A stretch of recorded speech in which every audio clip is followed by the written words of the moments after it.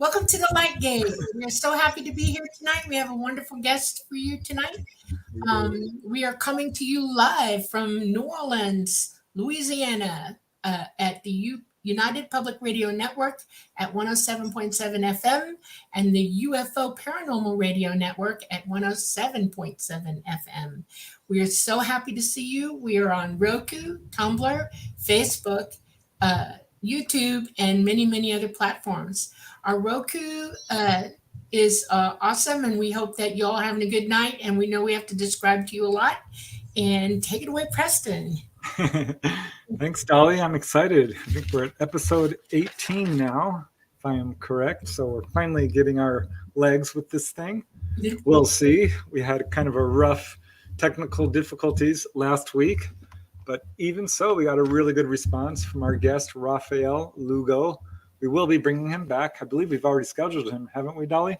Yes, we sure have. Awesome. September. No, the first week in November. I'm sorry. We were all booked up till then. So Very cool. Well, let's just say hi to our wonderful people in chat because I'm so happy to see all of you here. Hi, hey baby, it's me. Awesome to see you here. Scuba Maru, you know I love you. Michael Kennedy, what would I do without you? I would probably shrivel up and go under a rock. So thank you for being here. Hi, Doxy, you are terrific. Which brings me to a super cool announcement, actually, which I did say on Facebook, but now that I have 1 million views on YouTube, I am eligible for super chats.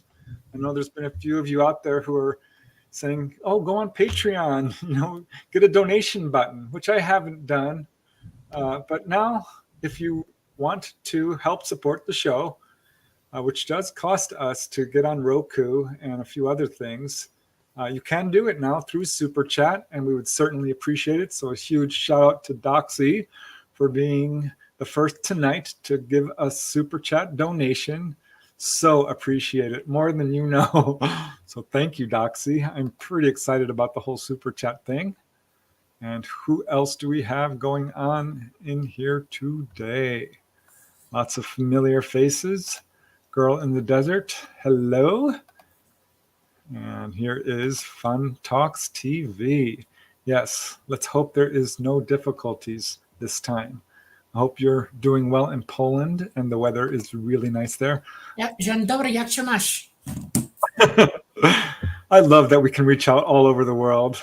Yes. I mean, I've interviewed people in Finland and Australia, and I know I had friends in Ukraine who wanted my books, and I sent them to them with signatures. So it's awesome that we are reaching so many people. And hello to Raul Melendez. Took Dolly's advice. Yay, that's awesome. And who else do we have here? You're doing good, Rob. I'm happy for you. So happy. Brad Peanut. Hello. And Dana Matthews. We got to meet virtually, face to face, I think just yesterday, was it, Dolly? Yesterday, yeah. It was very cool when we did a presentation on Dolly's experiences. And hi, Chris. Nice to see you here. Louise, greetings, Earthlings, from New Jersey, the Garden State. Very cool.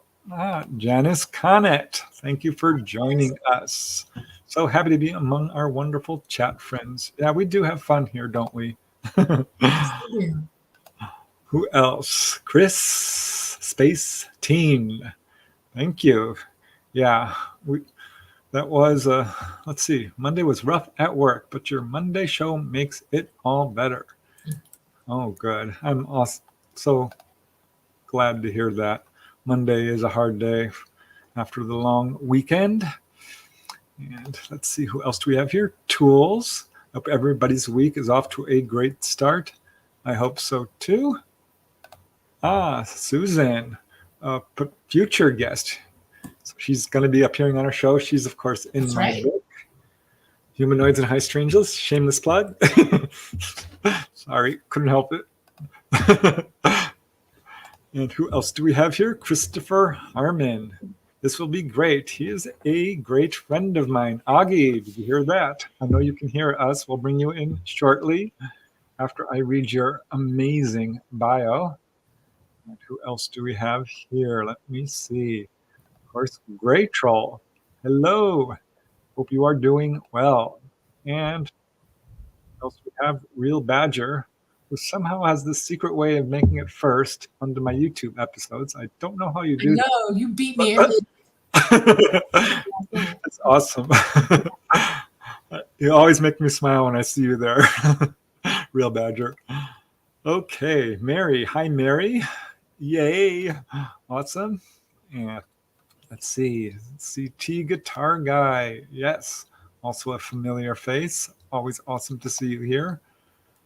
Charlene Cole. Can't wait for the guest. Well, we will bring him on very shortly. And I've got some very nice things to say about him, especially after reading his bio. But we will get to that in just a minute. The Mookie. Hey, I want to see a UFO. How can I reach them? So we will get into that. I'll put a little star on there so we can get back to that and ask that question. Let's see. Who else do we got? Chewy. Hello, Chewy. Always nice to see you here. And here's Allison. Hi from Florida. Glad you're back on the show. Oh gosh, Please take Florida. care of yourself. I've got a daughter in Florida and a whole bunch of cousins. Please be careful. Be ready. Yeah, there's a hurricane heading that way, or what looks like one. Oh, Dana, I love you so much. Thank you for the super chat. That is awesome. Wow, I am just humbled. Thank you very, very much. That is so awesome. Yeah. That is very, very cool. We haven't even started our darn show yet. And hello to Libby. Oh, the Redwoods. Oh my gosh. I've been there so many times. It's got to be one of the most beautiful places on earth. Have you ever been to the Redwoods, Dolly? No, flown over them, but not been to them. Flown over them in a UFO, probably. Okay. Who else do we have here? Kason Lee. Thank you for joining us. Oh, Janice. Oh my goodness. That is the nicest thing ever. That's a really huge super chat. Blessings. I'm sending you all my love. That is so very cool of you. Wow. Thank you so much, guys. That is just amazing. Let's see, who else do we have here? Grandmaster UV. Or no, the Mookie. Sorry. Yeah. Zach. See Zach? Hi, Zach. Hold on, I'm getting there. I wanted to say Grandmaster UV. Hey. And Zach says, hello, Doxy. And here's a hello from Animal Bob. Hello, Animal Bob. All right. Looks like we got a nice crowd in here tonight. And don't forget Allison Carr. I didn't. She's from Florida, right? Right. Oh, okay. I thought I saw it again. Two things. And Deanna from Arizona. Also very beautiful. We haven't talked in a while, Deanna. I still have that painting hanging up on the wall that you made. You are one of the most talented artists I've ever seen. So, oh yeah, Allison says the hurricane will most likely be a big one. Yeah. We're praying for you. We definitely are praying for you, Allison. Oh, thank you, Terry D, for the super chat. You guys, that is so awesome and nice of you. I truly, truly do appreciate that. Oh my gosh. And Rad Peanut, you too. Oh my goodness. Thank you so much. Yeah, well, we are in touch with you, Rad Peanut. So anytime you want to reach out, please do. Yes. Okay, I think that's just about all the people I can catch up with in chat so far. Hi from Canada. Yay, Canada. That's where this show is actually being produced from. Exactly. Am I right about that? Let's see. Is there anyone else here that I missed? Ah, yes. Lynn Smith. Hello, Lynn. And I hope you're having a good evening, but let's just get started because we're already, goodness gracious, 10 minutes in, and I am just saying our hellos. But yeah, I am so excited about our guest. Aage is someone that we've talked with for quite a while. He has his own podcast, Broadcast Team Alpha, which he's been gracious enough to have me and Dolly on as a guest more than once. So we know him pretty well. And he is our guest tonight. And he has an amazing resume. He's an experiencer, a researcher, an author, and a podcaster. He was actually born on a farm in Norway and managed the farm for years. And after attending and graduating from agricultural college, he continued to manage the farm as an adult. But even as a young teenager, he was very interested in the paranormal and actually learned hypnosis from a magician in Europe. I want to hear about that, Aage. That sounds really fascinating. As a young man, he spent 1 year in mandatory military service, actually driving a battle tank in Norway. Yes, I believe in Europe, a lot of the European countries, they basically mandate that you join the military. They don't do that here in the US, at least not yet. Oops. My brother was a tank commander in the military here. Yep. All right, let's see. Leaving the military, he began to pursue all forms of knowledge. And by age 25, you're going to love this, Dolly, he learned several languages. Oh my gosh. I can pretend to speak French, but that's it. You do really well in French. Yeah. Okay. I took it for 6 years. I should. 8 years. And after, okay, I'm getting distracted. Okay, by age 25, he learned several languages, studied numerous scientific disciplines, as well as metaphysics and different schools of spirituality, then left Norway and came to the USA, where he graduated from flight school at Emory School of Aviation in Greeley, Colorado, and really excelled with this, getting his pilot license with full certification, including commercial pilot and instrument rating and flight instructor. So he worked at many flight schools when he, along with a partner, actually founded Arrowhead Airways, which became a very successful flight school in Minneapolis, Minnesota. And after a long career in aviation, he continued to pursue his interests in the paranormal and hypnosis and mind development, and really excelled with that as well. He has taught classes in speed reading, creative visualizations for healing and manifestation, creative goal setting, and much more. These are topics I love. I really enjoy when people are ambitious and seize their power, know that they actually can do these things. He created the, quote, Freedom Civil Rights Investigation Service, helping many people with legal problems, and actually published, edited, and wrote for the Constitutional Liberator, a monthly newsletter covering controversial issues of all kinds, such as medical cures that have been banned and other controversial topics that the mainstream media either lies about or refuses to touch. So he quickly moved into radio and TV. Wow, Aage, such an amazing resume. Hosting a holistic healthcare call-in radio show in Tucson, Arizona, and a host and producer of The Hidden Truth, which featured UFOs, the paranormal, conspiracies, and more. So numerous other shows followed, including Access News, the Universal Consciousness Show, and currently with his partner Nori Love, Broadcast Team Alpha, which is a current show doing quite well. And with his partner Nori, they have created a mastermind for meditation and manifestation of the future we like to see, instead of when others create everything for us. So taking control of your own destiny. That's awesome. He has participated in numerous television documentaries. And with Patricia Ross, he co-wrote the book Alien Encounters in the Midwest. We'll definitely be talking about that. And he's also the author of the very well-received books, Spiritual Science, Higher Consciousness Thinking, and How to Access the Universal Consciousness. Okay, How to Access the Universal Consciousness. There we go. And the book, Universal Success Principles and How Billionaires Think, and so much more. So yeah, wow, Aage, that's quite a resume. Let us bring you on and begin to talk. Hi, Aage. Hey, Drew. Hello. How are Very you cool. doing? Here we are. All right, let me just give a shout out to Chewy for the wonderful chat or super chat. Thank you so much. Really appreciate that. And Raul Melendez, thank you guys so much. Very, very nice of you. And yeah, Augie, thanks so much for coming on the show. Oh, this is going to be so fun. I know I'm excited. Okay, so I want to get you started.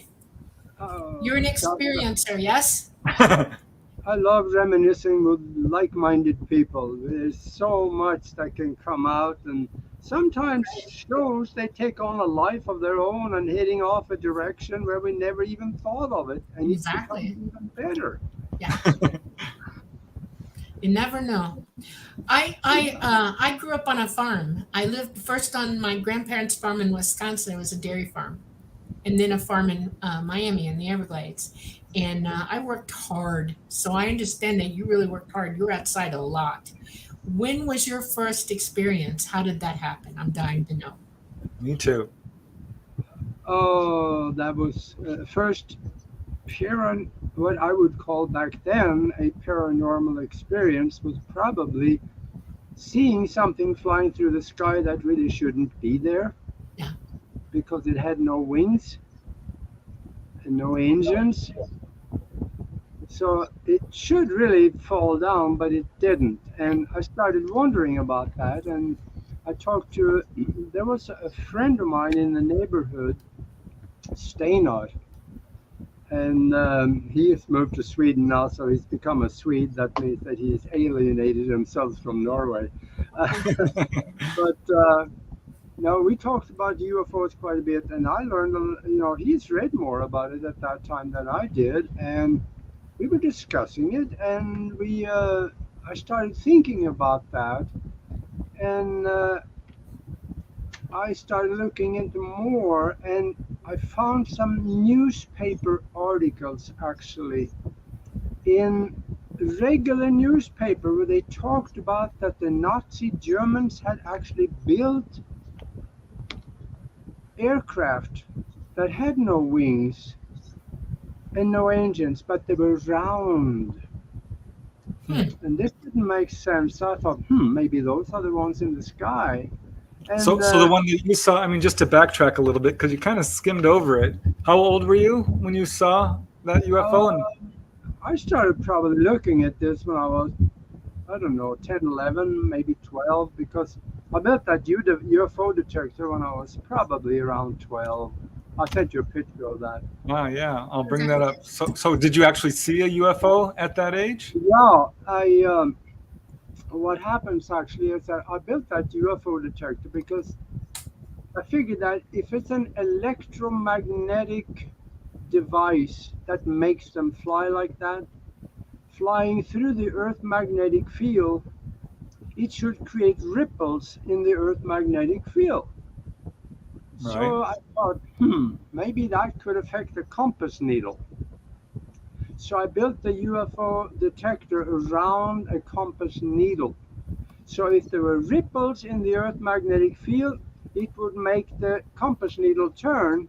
So the needle would touch a wire and will set off an electric circuit through a battery. And yeah, there you go.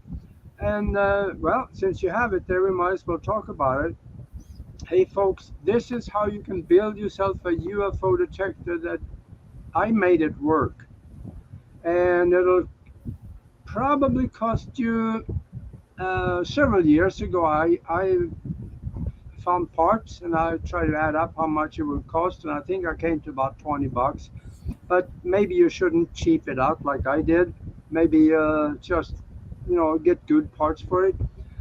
I had a battery, which of course, in order to create an electric circuit, you gotta have one. And I ran that through a breaker switch down at the bottom here. And then I wired from the breaker switch all the way into a buzzer or a bell and come out of the bell into the casing of a brass compass is what I was using. You can use pretty much any metal except for aluminum. That doesn't transfer electricity all that well. But if you find a brass, you can get them I don't know, $5 to $10, maybe something like that. And into the casing of that uh, compass casing.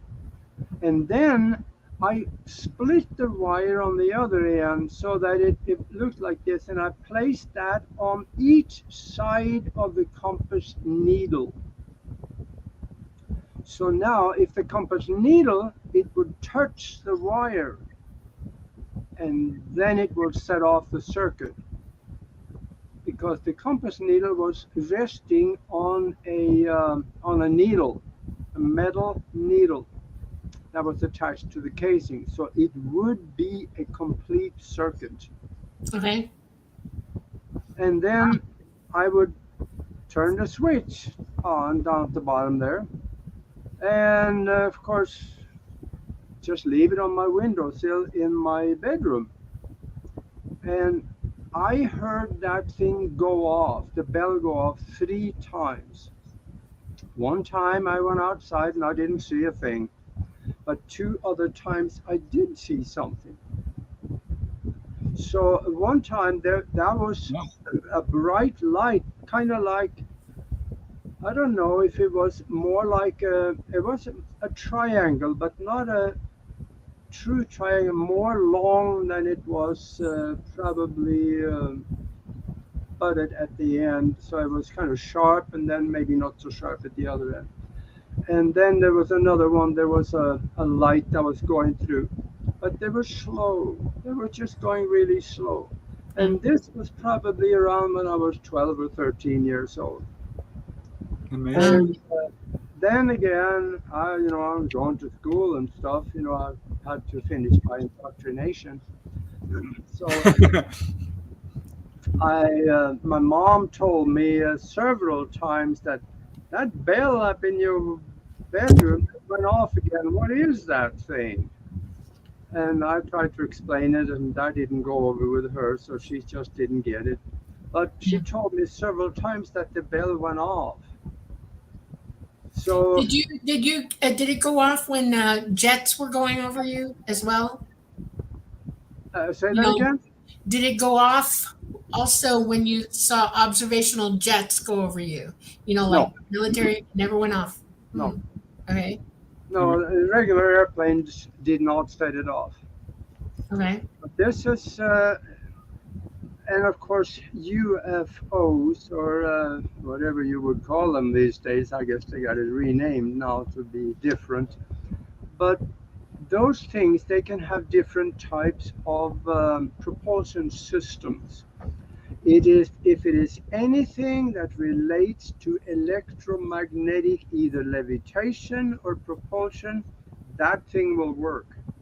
Okay. But if it is flown by consciousness or crystal technology, chances are it will not. Okay. All right. Aage, we're getting a few comments that your sound is a little bit low. Is your microphone turned on all the way? Yeah, it's all the way up. All right, just want to check because it sounds a little muffled and we're getting a little bit of background noise, but. Oh, okay. So Preston, if you're moving around, we're hearing you. No, it's not me. Okay. No. Okay. I can try to speak a little louder if it works. Okay. Yeah, I mean, if you can, that's fine, but we'll just have to deal with it. So you can hear me okay, though, can't you? I can hear you just fine. No problem. Yeah, there's just a little bit of interference, but Yeah. we'll deal with it. Okay. Yeah. All right, sorry, I didn't mean to interrupt you. So I find that device very interesting. I know that ET craft fly with electromagnetic energy that is in the form of a graviton wave. And they have emitters, and it's from their power source is nuclear, and they're burning an element to create an electromagnetic wave that's so powerful it has gravity attached to it. They combine, and it becomes a graviton wave. And when their emitters are working, they emit electromagnetic pulses. Down here, you would call it NEP, NEMPs because it's nuclear driven, okay? And non-militaristic would be NNEMPs, okay?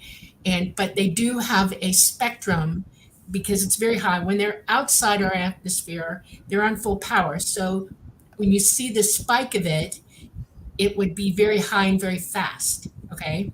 When they're in atmosphere, they run on battery power, which still emits the the pulses, but it's a lower level on the band spectrum, the frequency spectrum. It's lower and slower, and that would knock around a compass like crazy. So if they're flying an atmosphere over you, I can see how the compass is going to pick that up, because that's the wave.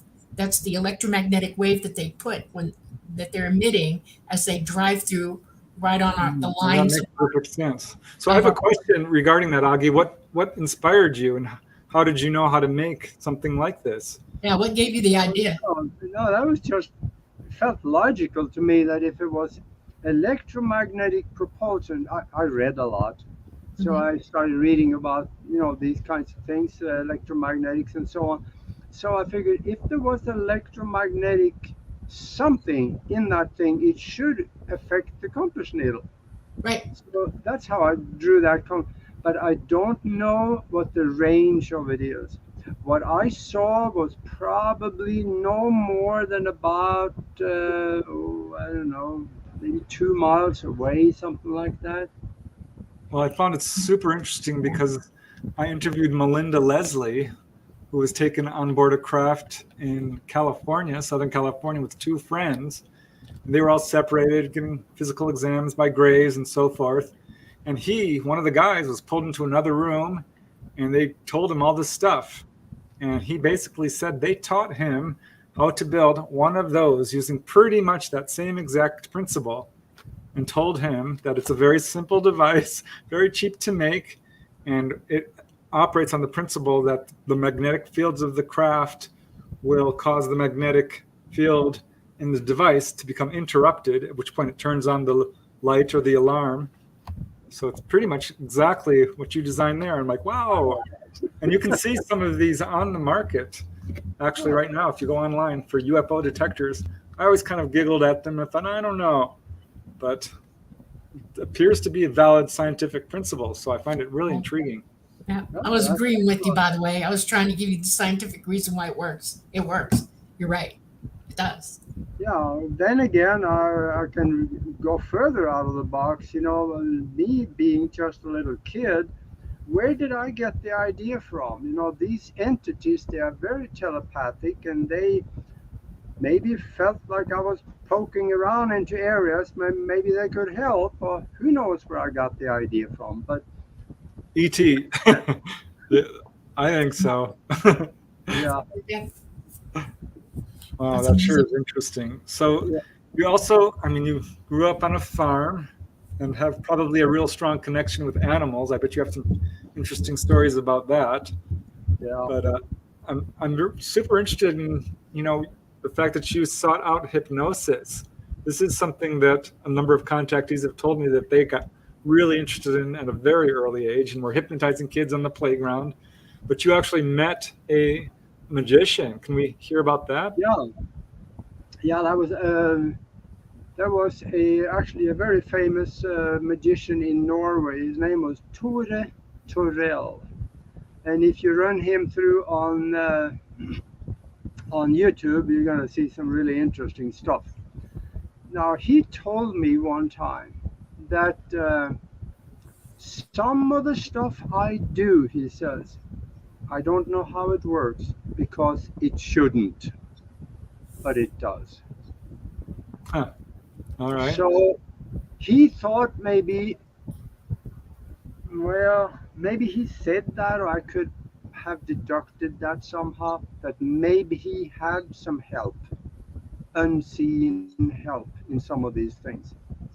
Like I know there are magicians that is in Las Vegas doing shows for 9 months, and then they take 3 months off and go to the Himalayas and spend 3 months there. One of them, he goes to South America and spend it in the jungle for 2 months, working with shamans.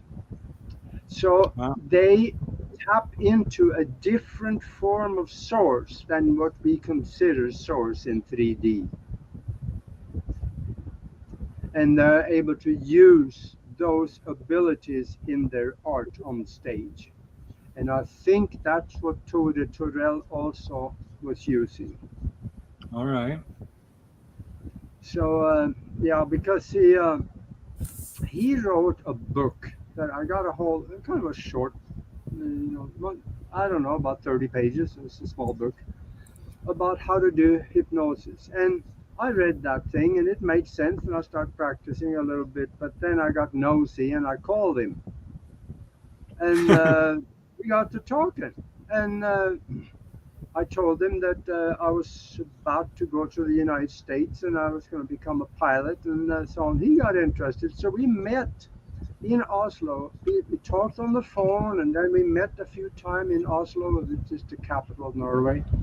And he gave me some tricks that wasn't in the book, because him as a magician, he felt like he could do things like a hypnotherapist wouldn't do to get by barriers, because All right. every one of us has barriers in the mind that those barriers will protect the status quo and the comfort in your mind with vengeance. But we got to get around those barriers, and there's ways to neutralize them, and that's what I got good at. And that's why I'm not a hypnotherapist. Talk to Nori Love about that, because that involves medical issues and things like that. She's a hypnotherapist and I'm not. And I don't do much anymore since I teamed up with her, because she is so good at it. But there are things that you can do as a hypnotist to kind of a rapid induction method. It's one trick that hardly anybody knows about. When you shake somebody's hand, you can give them a short command and startle them. It could be by pulling the hand real fast. You got about 3/4 of a second to give them that command, and that command goes straight through the conscious understanding into the subconscious mind and into the theta. And Oh. it becomes a command that the subconscious mind will react on. And that's why sometimes you see stage hypnotists they shake their hand and people just fall over. That is not necessarily, they're not pretending. It actually does happen. Yeah. Well, I believe it. My dad was once in an audience where there was a stage magician, and he denies it to this day, but my mom says, oh no, the magician hypnotized him and made him shout out spontaneously, Paul Revere is coming, right at a cue, and he doesn't remember it at all. So Yeah, there's absolute truth to this. yeah, there is something there. When you can get by the barriers, their mind is yours. And that I say with tongue in cheek, because there is responsibility in that statement, because they lose their control. Now, if you buy a book on hypnosis written by a parapsychologist or a PhD or something, they will never tell you the real truth about hypnosis. Because Yeah, well, that's because the governments and the TV and the media actually Yeah. use those techniques on the masses. they don't, absolutely, they don't want to scare people. Right. And that's why that, in fact, there are several murders done under hypnosis and people don't know they did it. It says in those books that you can't do anything against your religious belief and your character and so on. That's a bunk. I agree. But I've that's seen it why happen. Yes. when you do a hypnosis session, make sure that it is recorded. And you trust the person is doing it. I mean, Yeah, you- absolutely trust the person. Yeah. Yes, absolutely. So did you ever do hypnosis, Aage? Did you ever use it on people? Yeah, of course I did that. Many over the shit. This is all 50 years ago. But uh, let me give you one example of what really can be done. We have time regressions, and you got Nori does something that I haven't seen anybody else do. She does time progression. She takes people forward in time to meet themselves, talk with themselves, get advice from themselves about what they should do in the present, maybe to get things to work better. Hmm. It's Wow. brilliant, and I never thought about doing anything like that, but she's doing it, and this really, gosh, I tell you, you should have a honest guest to talk about this sometime. Sure. But I've So never it's heard of while that. she, That's well, interesting. Yeah. okay, so it's a person while they're in the body that they're in now, and they're going in forward in time to talk to the person, this body, this person in the future. Not Yeah. anything else, just this person. Okay. that's right. Yeah. All right. What I did one time, there was a lady, that was way back in Minneapolis, uh, 40 years ago. There was a lady that wanted to do a time regression to find out something about her past. And she was interested in before she was born. Mhm. So I put her under, and she kind of slumped up in the chair. And I had a tape recorder there, so it was recorded. I always did that. And I took her back to right after she was born, and she told me a little bit about being a baby. Then I took her back slightly before she was born, and I really don't remember a lot about what that was. But what I did remember, I took her back about 2,500 years before she was born, and she suddenly switched and started talking a foreign language. It became clear to me that it was an Asian language. And I don't know any Asian languages, but it sounded like it. And she, I asked in English, and she answered in that language. So I figured she's saying something after I ask, so she must understand. So I kept asking, and I kept talking, and she kept talking. I couldn't understand a word of what she said, but it went on the tape. Hmm. And we were talking for about, I don't know, 15 minutes like that. It was quite a while. And then I brought her back, and I ran the tape for her, and her jaw was sitting in her lap. She had no clue that she did this. And I didn't know what to do with it. And I made her I found an copy of this. interpreter. Yeah. Yeah, I'm not she kidding. had a And then I didn't know what to do, but I got to talk to one of our students at the airport, and he said, "Oh yeah," he says, "I know what you can do with that. Take it down to the University of Minnesota to the language department, and there's this guy down there I know. You can talk to him." He says he can probably help you out. So I called him, and it sounded interesting enough to him. He says, "Oh, okay." He says, "I'll look at it. Send me the tape." No. So I did, with an explanation with it. And I didn't hear any more from him. So I figured, oh, well, yeah, sure, they're going to look at that. Of course they are. And about 6 months or quite a while afterwards, I got a letter from Tokyo. I don't know, maybe I think it was Tokyo, but it came from a university professor at Osaka in Japan. He had looked at the tape and the explanation that the guy I knew in Minneapolis at the university had sent it to him.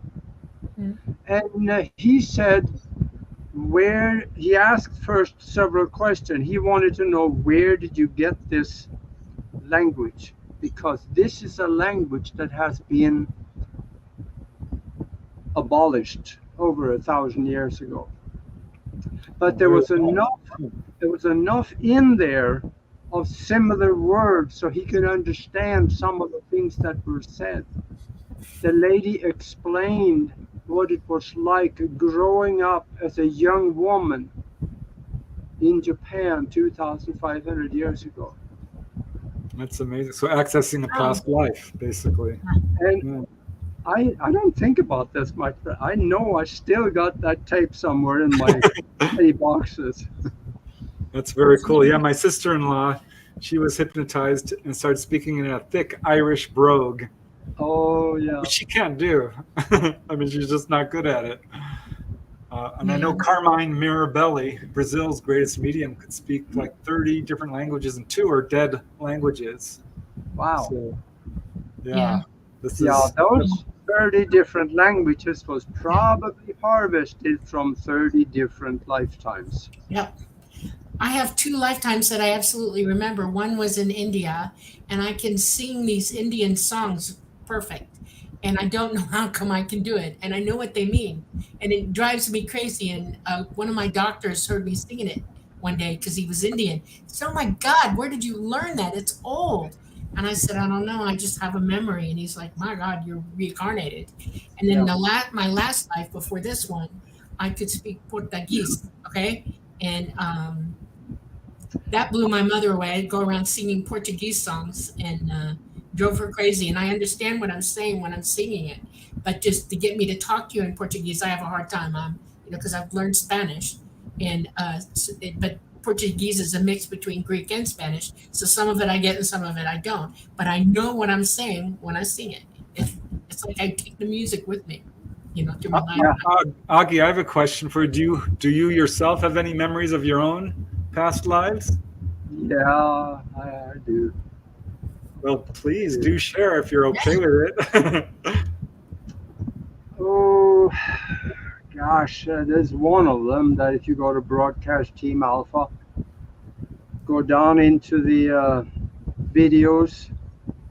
There's one video there where Nori hypnotizes me live on the Oh show. wow. Okay.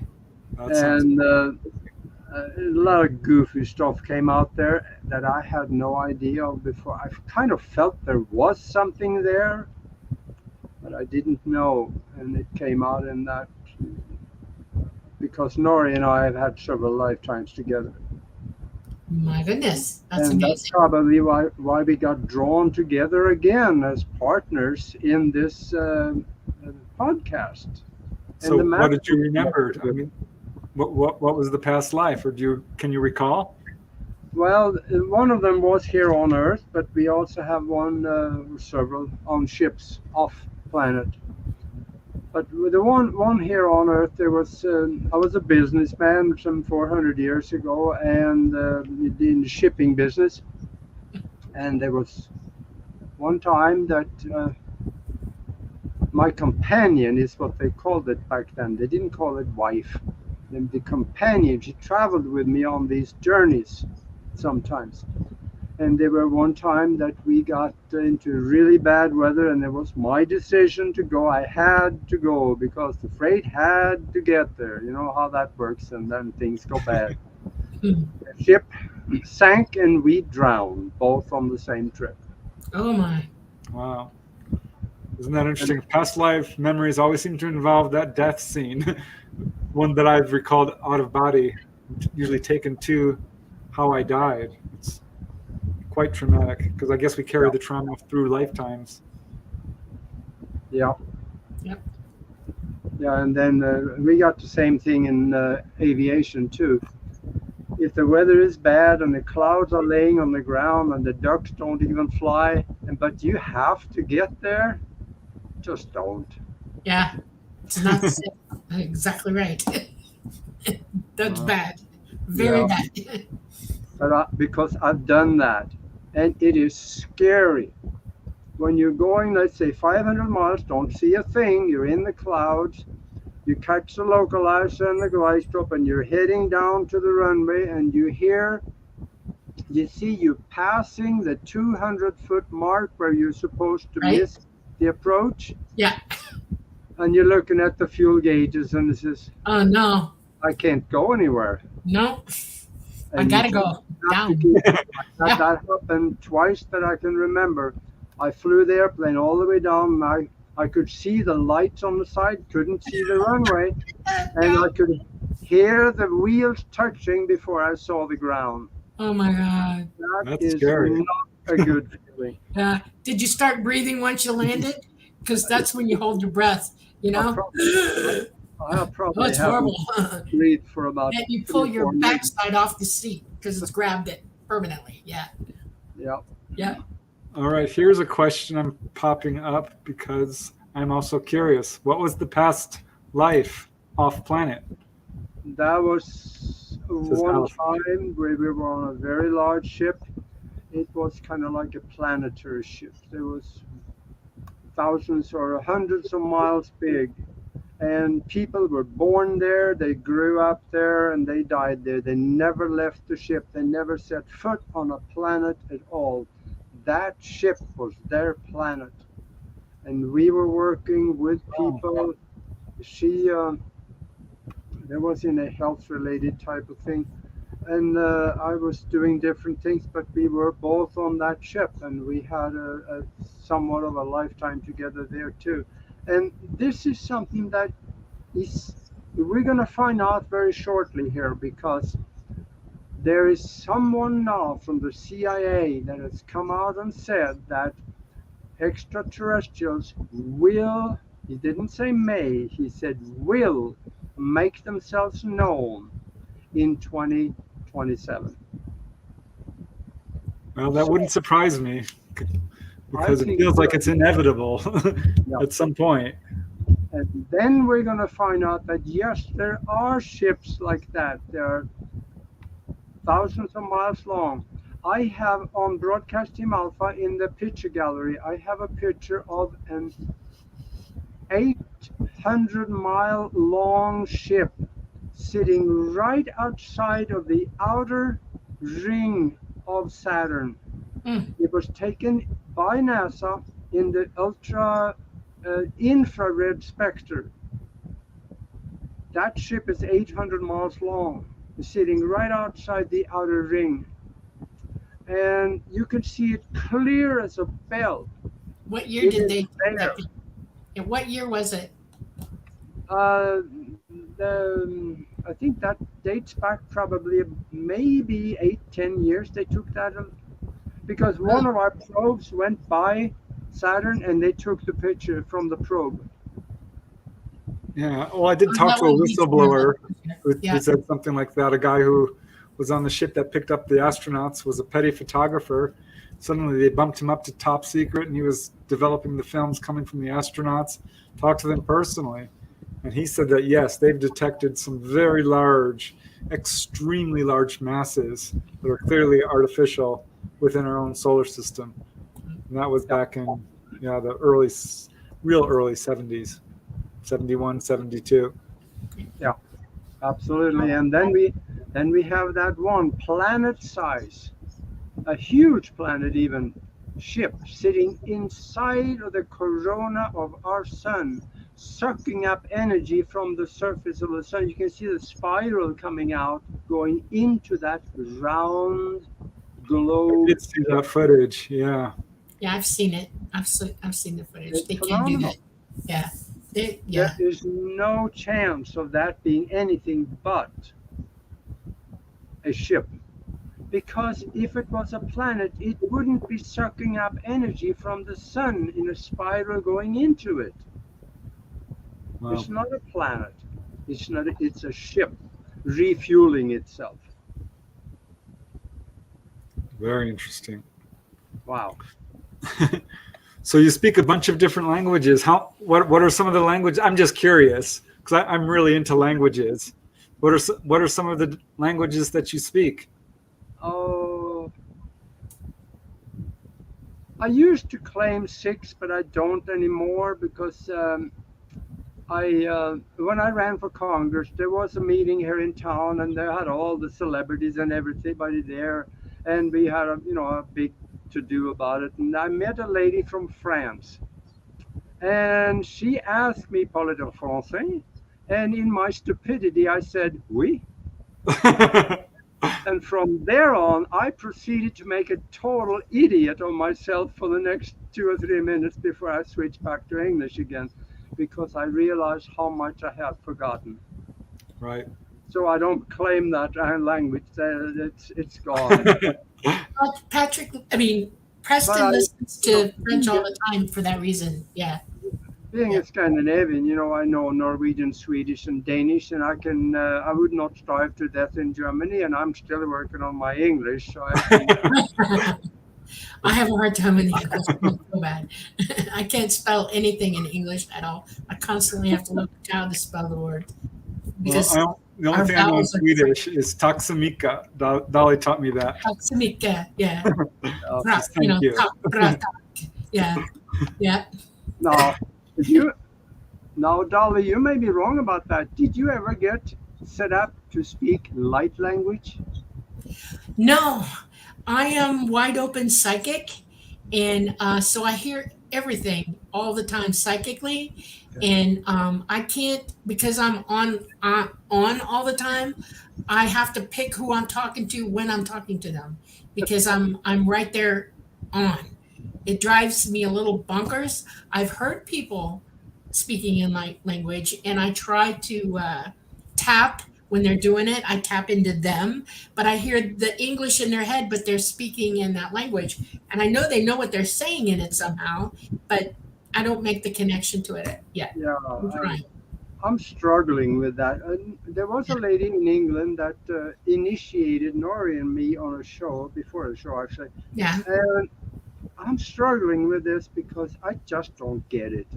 Thank you. I don't either. I I was so down about it. I asked my contact Talala, and he explained to me that I should just be patient with myself and let it be. And I said, okay, what does that mean? Me be patient with myself. And he said, we all are allowed to be who we are. And I said, okay, all right. So I get that, you know? Chances are that it is somewhat similar to speaking in tongues. Yeah, that's I exactly agree what about I'm that. thinking. I Yeah. think that I agree about that. That's It's a way to access your Yeah. super conscious or your subconscious.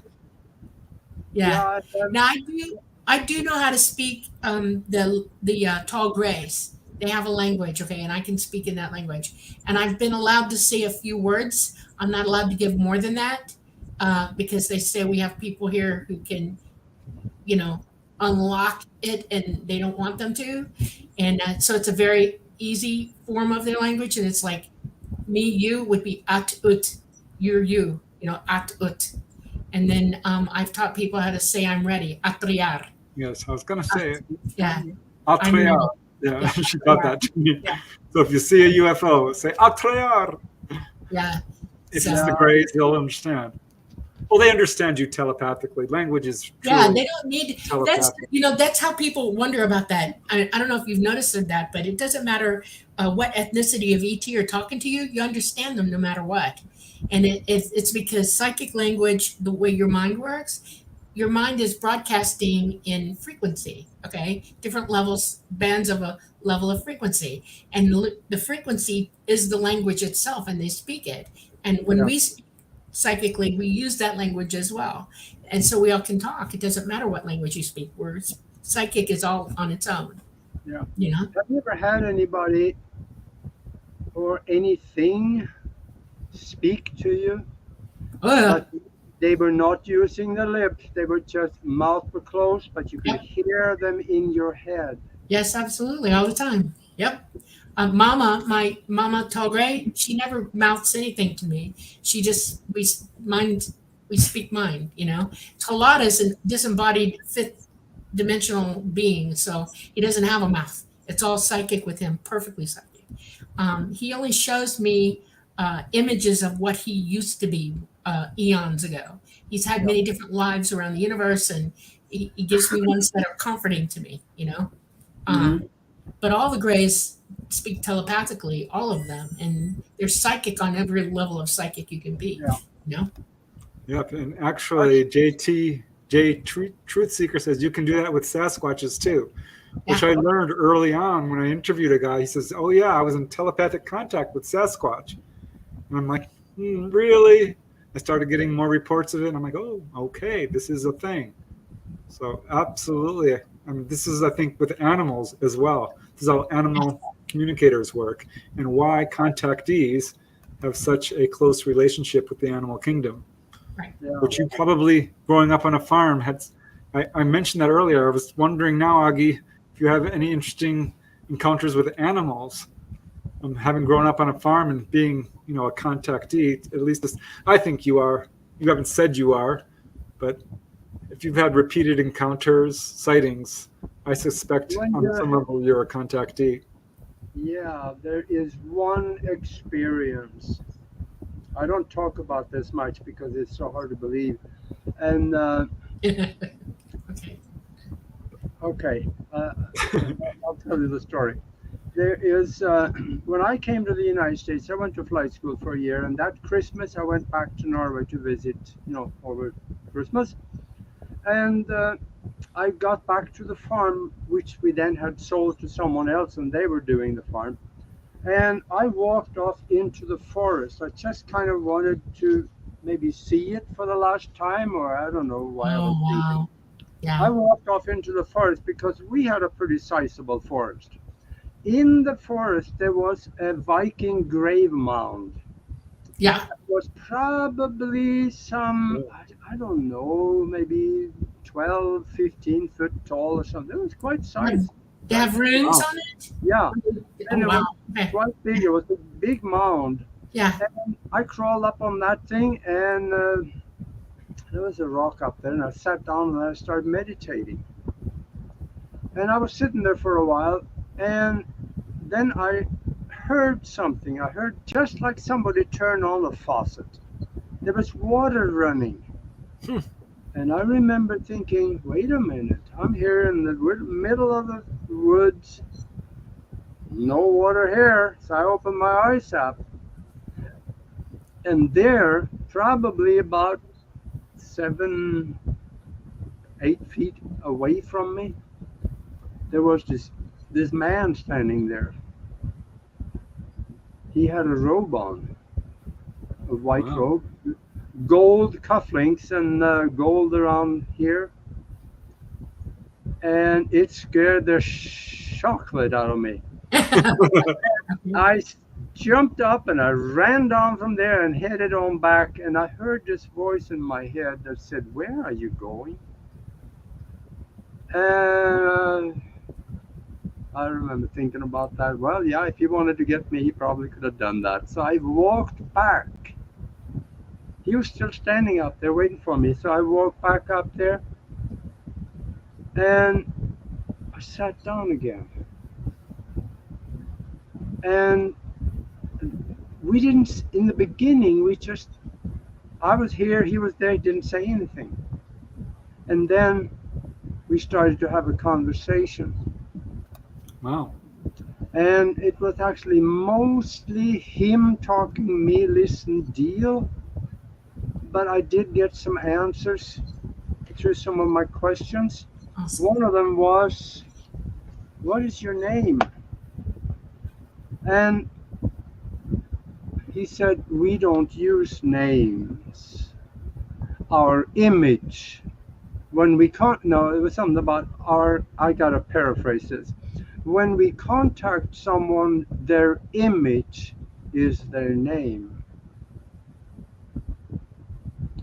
So they visualize the image and then they have the contact." Right. And there were other things that I asked. And he proceeded to tell me about some of the things that he suggested that I would do. Mm-hmm. He said, "What you are starting a new life on, it's going to be difficult." He says, "Don't quit." And there were times in flight school, oh, I wanted to quit so bad. Yeah, I But hate it. I had done, I couldn't stand it. Okay. yeah, and there were times when I wanted to quit so bad, but I had done something very important. Yep. I burned my bridge. I had nothing to go back to. I had to continue and succeed, and I did that. But he told me some of the things, and one of the things he did, which we are doing right now. He said, find a way to speak to the whole world. Right. Wow. Back in 1972 and 73, that Christmas between there, we didn't have a way to talk to the whole world. Didn't exist. Nope. But evidently, here we are. Exactly. Yeah. He also told me several other things that I haven't really done all that well because I've been distracted by other things. Hmm. But he also said that when you ask, we will help you. Right. And I know there's been times when I asked and I had that help. That's There's amazing. something that is going to happen here, and he says you be part of. There will be a big change, and be part of that. Help to guide it. And now, of course, 5 years ago, 10 years ago, we may not quite have even understood that, but now we do. And Yes. that's one of the reasons you, Dolly, and Preston, and myself, and Nori, and many others doing these things that we do. Right. We do it for the fun of it, but more so because we know it is the right thing to do. To do. Help Right. people. Exactly. Well, we have to take a quick station break. But first, I'm going to say happy birthday, Maggie. I hope you are having a wonderful birthday. And I want to let all of you know that you are watching episode number 18 of The Lightgate. I am your host, Preston Dennett. My lovely co-host is, let's see which direction. No, this one. Ali Saffron, contactee. And of course, our wonderful guest, Aage Nost, who is the host of Broadcast Team Alpha, along with his partner, Nori Love. And we are streaming live on United Public Radio Network at 107.7 FM in the beautiful city of New Orleans in Louisiana. Also on the UFO Paranormal Radio Network 105.3. So thank you for that. And also, of course, on YouTube and Facebook and on Roku.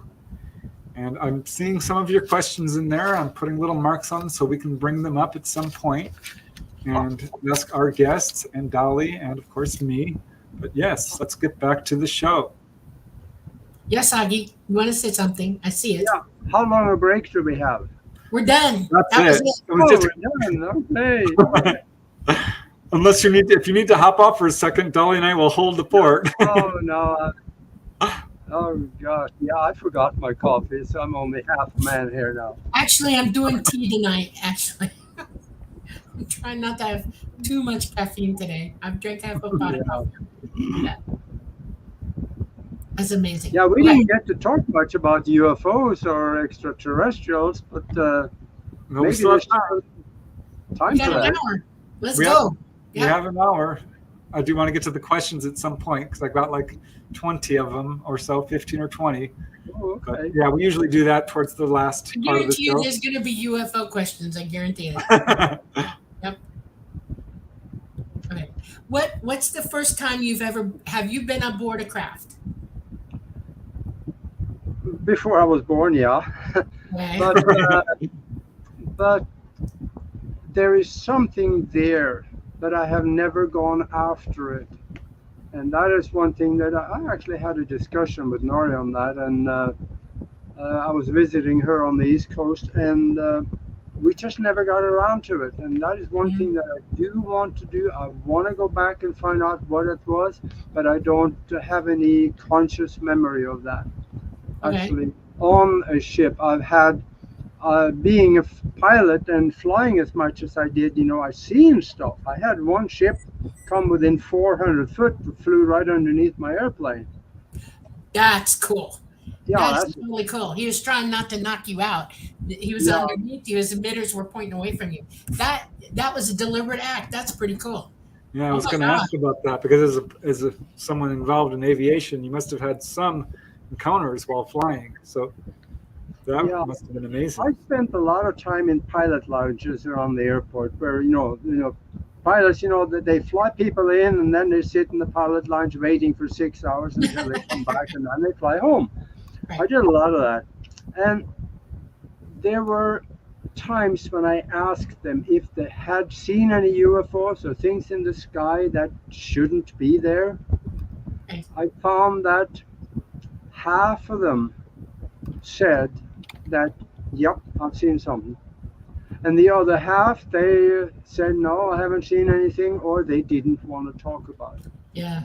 There's a lot of that. Yeah. That's So amazing. a So, lot of the pilots, they have seen things, yeah. but they're little, at least before, they used to be a little scared about talking about it because their job was on the line. Yeah. Yeah. Amazing. Yeah. Now that's changing now. Right. So did you okay, so you were in a Cessna? What type of plane were you in when you saw the Oh, UFO? that was in northern Nebraska. I was Okay. flying some stuff up there on a contract for someone, and for UPS actually. There was Ah, one of the pilots were not there, so I took the flight and went up there. And then, being a flight instructor, whenever you're at an airport and you have time, there's always somebody that wants a lesson. okay. So Yeah. I went up with a student, and we flew around for a little bit, Wow. and I saw this thing coming from about 45 degrees Okay.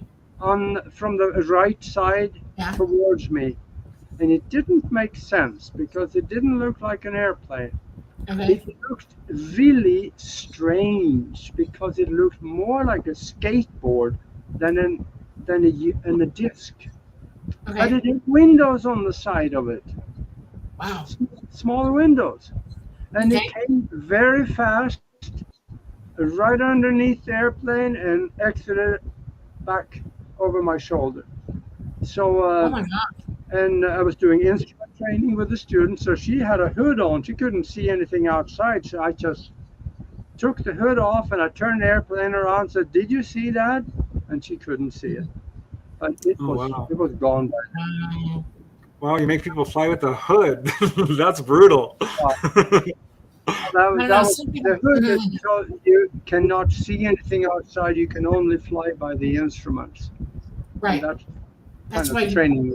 Yeah, you're not looking out. You're checking the yeah, board. Yeah. That's amazing. Too bad we can't fly planes psychically like they do UFOs.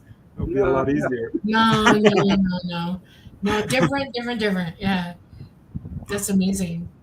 My very first flight lesson, I was a young teenager, and it was at a Peachtree Cab Airport in Atlanta.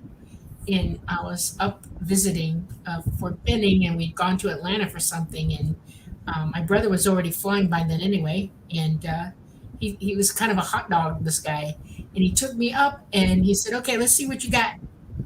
And I did not understand what he meant by that. And he flew straight up. He stalled to shoot it. Okay. And we dropped. And then he dropped the wing down and we got the engine started again. And I was like, do that again. He was out. He said, do that. I really wanted him to do it again. He did not expect me to do that. He said, okay, you can learn to fly. I'll teach you. It's like, God, that blew my mind. That blew my mind when he did that to me. So, Yeah, aerobatics can be a lot of fun. I used to teach aerobatics, and that was a blast. yes, absolutely. It's better than anything, actually. I believe that. Yeah. Okay, I have a question for you, Augie. I'm going to bring it up on the screen. Can you talk a little bit about your book, which is so well received on Amazon, Spiritual Science, Higher Consciousness Thinking, and How to Access the Universal Consciousness? Because this looks like it's kind of your specialty, but you've really worked hard on this sort of concept. Yeah. This is a compilation of my own research and my own practices and an incredible experience that I had about 8 years ago, actually 9 years ago now. And that was when I was sitting in meditation, and I had a universal download when the universe was explained to me both in concept and detail. Yeah, Much of that is in the book. that's And in cool. this book, I teach people how to use their mind in ways that you normally would think would be impossible. Right. And we talk about how to stay healthy all the time and never ever get sick.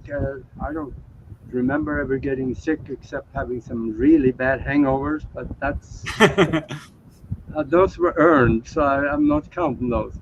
But in here also, I talk about the universe, what time is, what the universe is, how it started, who God is, how did so-called mankind get started, because it was all in that download. And in fact, that's something that science is going to find out fairly soon, because it's listed as being common knowledge pretty soon. I don't know if anybody's talking about it yet, but time is is a linear progression created by the mind, by frames of present moments, one placed after another one. And the distance between each frame is, there's a distance between, so it's separated. But we move through it so fast it appears as one fluid moment. And time is kind of like a square wave generator. There's actually some physics to this. The time, the spike on the time frame, it comes up. Now you have a present moment. It moves over a little bit and then it collapses to nothing. And then it moves over a little bit and it spikes. You have a present moment again. It moves over and collapses. In between, in each present moment, there is absolutely nothing. Right. You're describing that pretty good. The human mind, the way we're programmed, the way our physical mind works, you're exactly describing exactly how our physicality in the third dimension perceives Mhm. time, and that we see it in a linear line like this. And it is true. It was taught to me by the Greys that when it drops off, it's gone. You can't. Yeah. It doesn't have any physical form anymore. Time is actually for us in this dimension is empty behind us. Possibilities are in front of us, and we're physically in the moment every moment we live. That's Mhm. how time is. Yep. Yep. I'm hearing now that there are physicists that is actually starting to talk about this. Well, it's a good Because thing. the distance between each present moment is minus 10 to the 43rd power. Hmm. That means minus 10 and 43 zeros of a second. Wow. Now that's not a very big time Right. space, but that between each one of those there is nothing. Everything in the unified field collapses to nothing, That's and right. then it rebuilds itself. Right. So Our this, collective, yeah, our collective consciousness, all of us here together, we are experiencing through psychic ability that linear time together. We're all aware of it exactly at the yeah, same time. And it's weird, but that's the way it is. Have you ever had somebody tell you that they've been in an accident and somehow it slows down? yep, Click, click, I've click. sure heard that. Yeah. Yeah, well, that's the brain slowing it down. So you're seeing that time frame going as it's actually going in that click, click, click, click, click. It slowed it down for you so that it gives you time to mentally react to it, to save yourself if you're in yeah, danger, you know? Time is so strange because I remember when I'd be working at the office, as soon as I get there, time would seem to stop, and I'd be stuck at work for 24 hours, and then you get home and whoosh, the night goes so fast. Time is very interesting. It's, I think, a product of being in the third dimension to a certain degree, but a lot of, if you read about spiritual enlightenment and spiritual masters, they talk about the present moment. And that's where people should really focus their attention on, because Right. if you look at people, a lot of them are living in the past and bound by it, or frightened of the future and are bound by that. It's Yeah. really important to just live in the moment. Right. Present But is the moment of power. Aage talks about something that I do agree with. up to a point, okay? And I'll tell you how I think about it when you talk about it. We're capable of intending for things to occur Yes. just by our own thoughts. If we want something, we need it, we desire it, we can actually visualize it in our mind and work our own ability to have it occur. And it will occur. The universe is very giving and it will hand you anything you want. That's why you have to be careful what you want, because once you decide and you make it happen, and it does happen, you're responsible for it, you know? And we are the masters of our existence. We really are. And we're all together in this big old pot of doing that. So we're bouncing off one another and affecting one another. And there's a real responsibility in that, because we're supposed to not hurt one another. Okay. We're not supposed to rip ourselves to pieces and have negative influences against each other. And that's part of our problem today. There's a lot of that going on. And Yeah. it takes a lot of what's the word I'm looking for? Stayed, focused thinking through and helping people to dial it back a little bit, you know, help each other. Yeah, I want to jump in real quick here and just talk about Helen Hadsell, who, if you haven't heard of, is the world's leading winner of contests. She enters every contest, and she uses that same technique Yeah. of intent. And Yeah. she says that's how she's won all these contests. And I heard about her because she physically levitated. And I was researching levitation. She wanted to levitate. She intended it, and she That's how it meditated, happens. went on a trampoline. And Let everything around you go, and boom, it happens. You just get out of the way of your intention, and it happens. I've also learned that when I'm growing a garden, or I'm, want something to happen to physically to my environment, I can actually facilitate it in weird ways. I can make things grow better. I can make pests walk away from plants. I can get an animal to do my bidding just for intending it to. I don't have to talk to it. I just say, I need this animal to do this for me. Being a zookeeper, trust me, that's a big deal when you're working with them. And they do. I have that ability to somehow involuntary or voluntarily get them to cooperate with me. And it's a big thing in my head. And when you started talking about it, I was like, oh my God, you kind of get it, Absolutely. Another thing I talk about in this book is something that if you're in college or if you got kids in college, you really need to listen. And that is that I was very lucky. I've been for 1 year. I traveled around the country in the United States teaching a mind development course where we taught people how to assimilate information out of a book at about 95% retention, because we bypass the conscious mind and put it when you turn 2 pages a second, you take a mental picture of it, right? Then it bypassed the conscious mind, put it directly into long-term memory, and later on we use triggers to pull the information out, just like you do with any other long-term memory. Yeah. This is very possible, and I talk about it because I've seen people in college, when they start using this method, they jump to A and B students wherever they are down the road there. Absolutely. Yeah, I took a speed reading course in college. It helped me so much. I thought it was a little bit ridiculous at first, but then you're basically taking snapshots of each page. Snap, snap, snap. Mm-hmm. Yeah, we all have eidetic memories. It's just learning how to access it. You just have to concentrate for it, or teach yourself what those triggers are. You know, it's amazing. My brother used to test me all the time when I was a kid. He'd say, "Okay, remember this," and it used to frustrate him because I have an eidetic memory. I can recall almost anything at any time. And he said, "How do you do it? How do you do it?" And I said, "If I tell you the truth, you're not going to believe me." And he says, "Well, tell me." And I said, "Associate everything with either a smell or a sound, and it triggers me to make that memory. Color, smell, and sound. And I don't know why it works that way, but it just does. It's how my mind works." And, very cool. Well, how about we get to some of the questions and comments? Okay. How does that sound? So first, I want to give a shout out to all the people who very kindly donated with a super chat.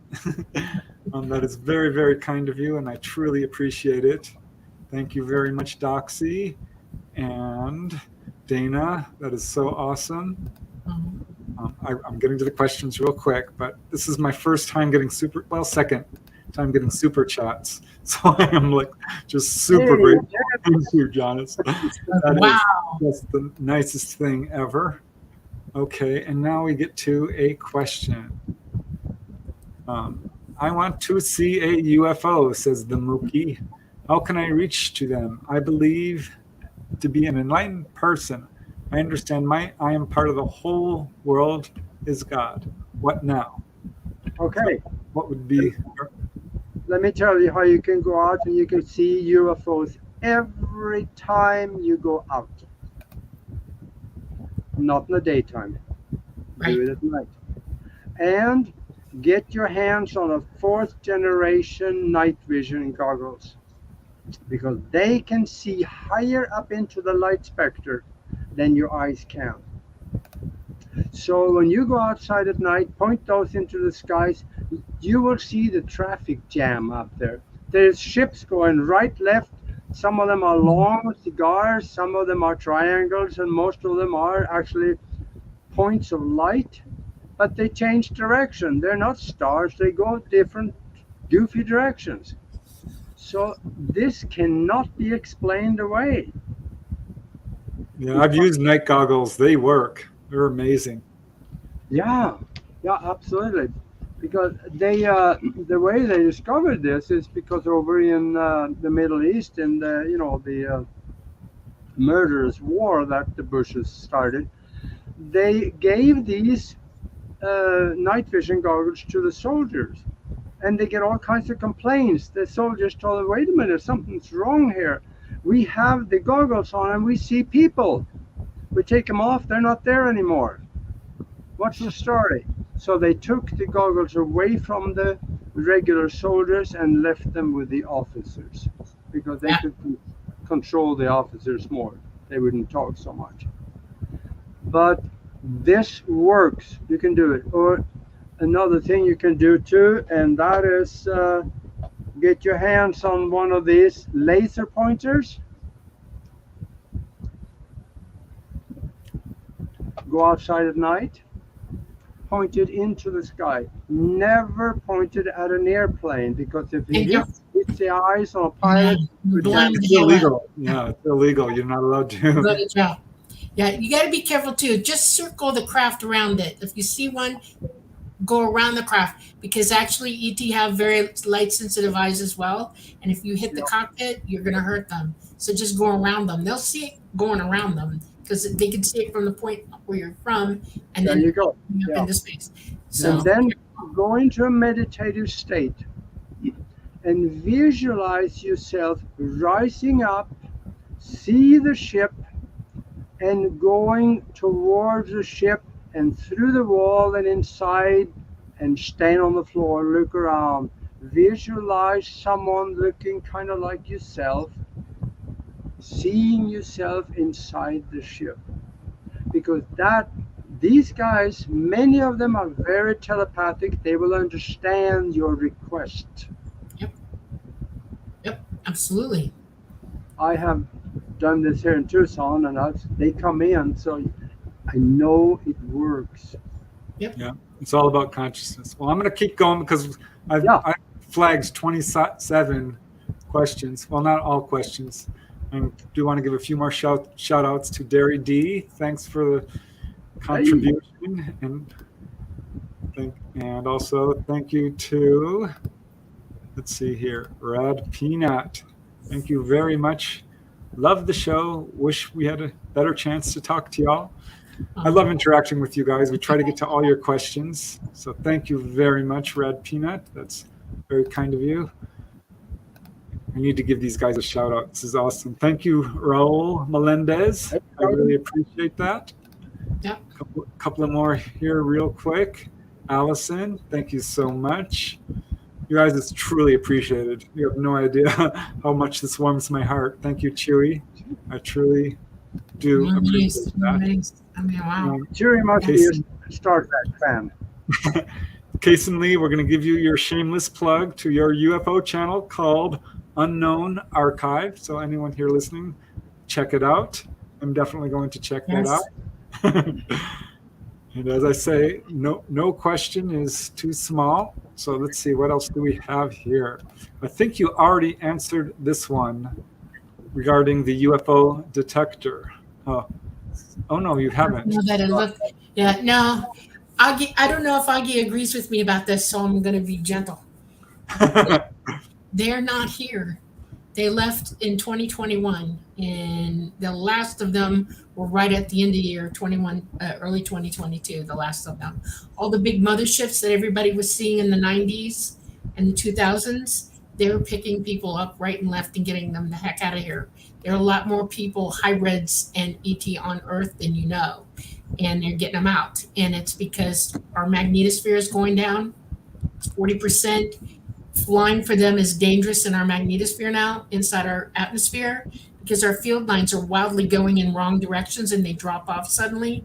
And that's why they've been crashing for the last 80 years. Yeah. And it got to a pinnacle and now they are not here. But there's still a few of those ET drones, not a lot. They have sentinels. They have drones and sentinels, and they are watching us. They can afford to lose them because nobody is on board them other than AI. And they're it's a tricky topic because they can actually astral project to you as well. You can be in telepathic contact at any time. If you see orbs are how do I put this? When I remote view and I'm remote viewing friends or whatever, or places here, people see me as a blue orb, and it struck me profoundly when I realized that, oh yeah, I am a blue orb. I don't think about it because I'm projecting, okay? And ETs, when they project, they come out as either white orbs or blue orbs, or even sometimes purple orbs. And they're remote viewing you. And people say, well, we can see faces in them. Yeah, you can. You can see their face in it. It's their face. What you look like is in the orb. And I suspect there are actually ETs on this planet who are walking and have stayed here. And let's face it, we're all, in a sense, ETs. They're with us, They're still here. Right. Some. So, here is another question about time from Rad Peanut. I've wondered about this. Is time speeding up? The world has felt very weird the past few years. What do you think, Aage? Yes, I believe it is, and it seems like it when you look at what you're doing these days compared to what you did 20 years ago. 20 years ago, it took a lot longer to get things done. Now it's just kind of passes. I get up in the morning and you're going to bed at night, right? Noon. But no, there's actually some science behind this too, and that is that every 26,600 years we're moving around the great circle of the galaxy. Yep. From the center of the galaxy, there's a black hole there. There is a spike of energy coming out, the radiation. Right. And in that radiation, which we now have just entered into, and that is electromagnetic field current, that's what creates the acceleration into fifth dimension and so on, wherever people want to go. But we are in it, and in there, time is speeded up. Yeah, you want to hear something? Ask any scientist on this planet right now.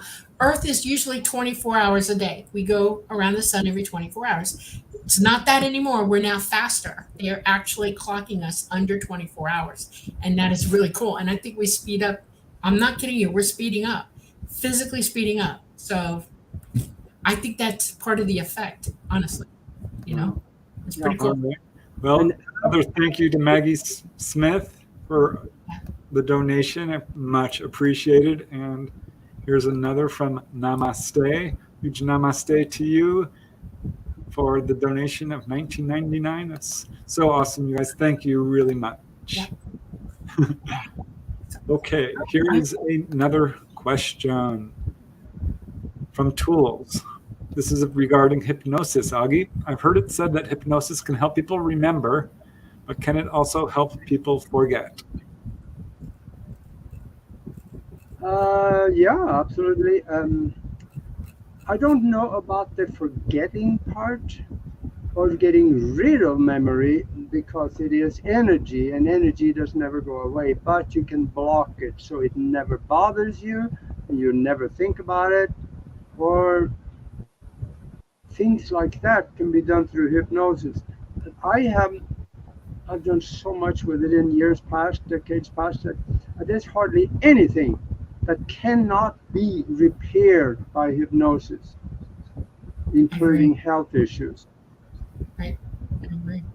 mind issues.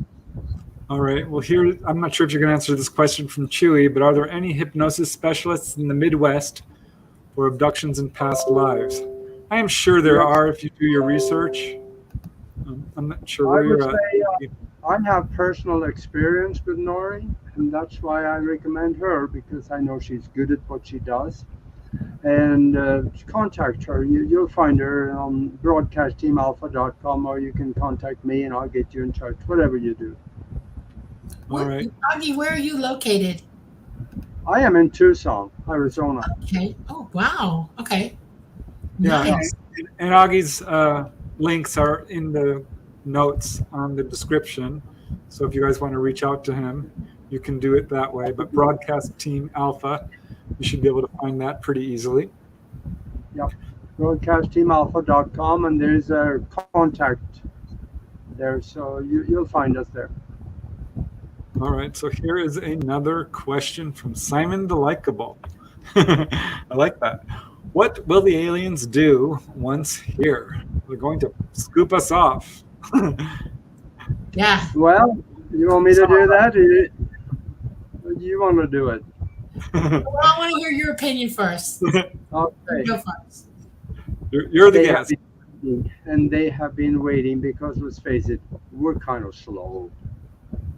They have been waiting for hundreds of years for us to accelerate into a process that will also coincide with us being in this particular band of photons coming out from the center of the galaxy at the same time, because that creates the acceleration into a higher vibratory existence as well as mine. So when they come here, they are going to be our friends. But you got to also remember, the CIA and the dark side of the American government, they have a program called Project Bluebeam.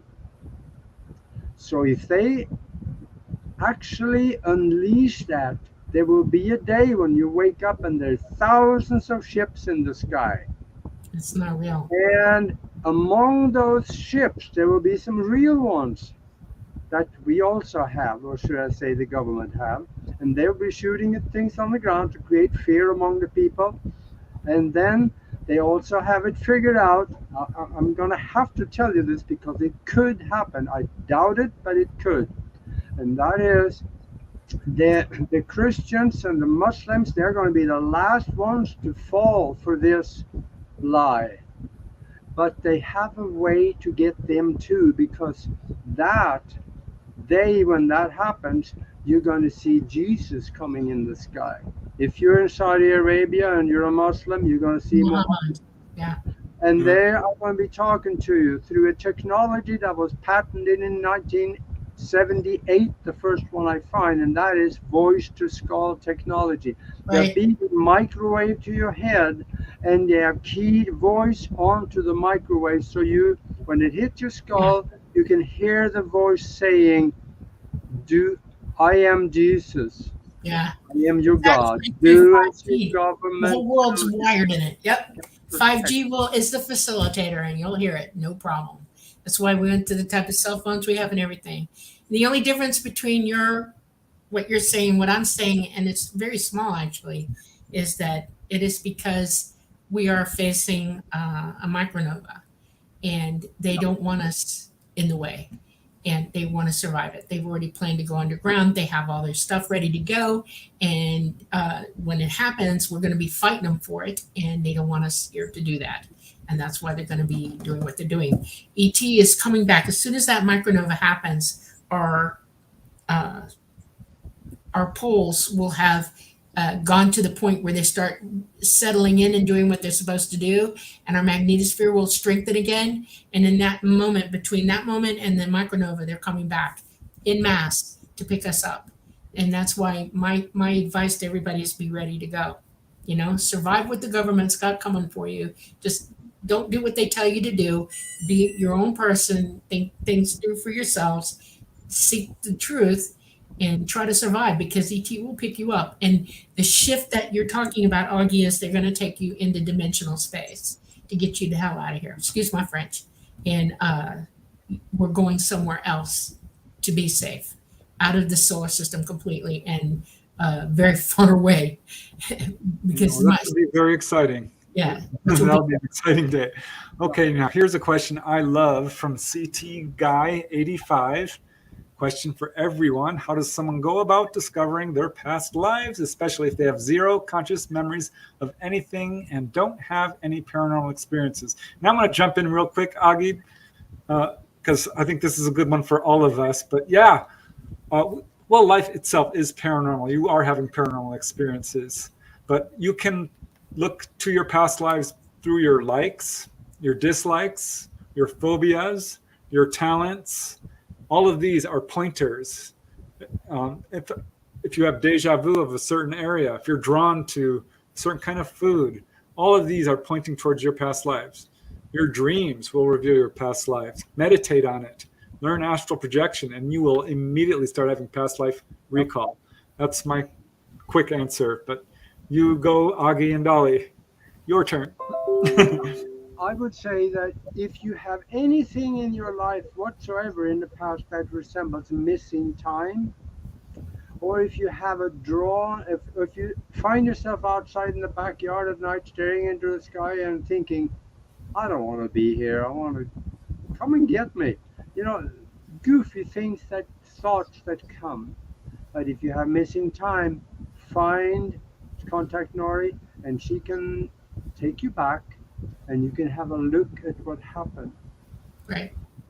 And My, ways to do that safe, so it is not traumatizing. You can look at it from an observer's point of view. You don't have to relive it. right. Exactly. You're safe. The whole time you're under hypnosis, you're safe. You're here in the here and now. All you're doing is remembering something away from it. It can't touch you. The only thing that I say is that two or three things are important. Clean up the toxicity in your body. Get healthy. Quit using fluoride. Allow the pineal gland in your head to work properly. That ups the gain in your psychic ability. Start meditating. Learn to center and get away from negativity. Our consciousness, who we really are, because we're indwelling in the body, our consciousness knows everything that's going on, but it can't communicate with you if that gland isn't working right. So get it to work right. Meditate. If you're having a hard time and you want to know right now, hypnosis is a good way to go. And like Aage says, it does work and it does help. It's a long, hard road to get your psychic ability up and running as an adult, but keep trying. Don't ever stop. Persevere.